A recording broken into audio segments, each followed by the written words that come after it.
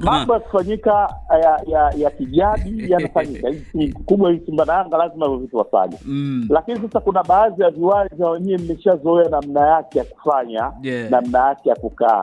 Ukipeleka kiwanja cha ugenini au sehemu ambayo hujaizoea, unaona kama unacheza ugenini.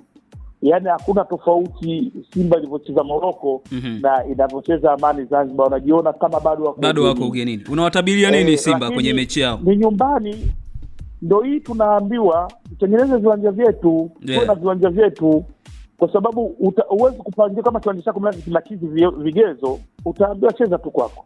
Unakosa sababu kwamba mnanipeleka Zanzibar si kwenu, au unapakata Zanzibar kupeleka Mwanza. Na Simba sasa wamekubaliana japo kwa shingo upande. Hata Simba wenyewe walitoa kauli hiyo, ni kama wameonewa katika maamuzi ambayo yamefanyika na CAF kwenda pale Zanzibar, japo wataenda kucheza mechi. Wewe unawatabiria nini hasa katika mechi yao?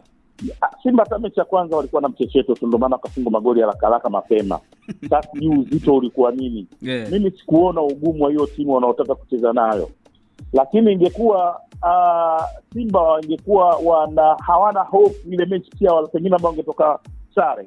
Unawatabiria nini Simba kwenye mechi yao? Ngumu, alafu wanacheza Zanzibar. Yaani Simba wameshakuwa wanyonge licha kwamba wanaenda Zanzibar, lakini wanaenda vichwa chini. Mechi ni ngumu. Matokeo mimi ambayo nayaona yatakuwa ni sare.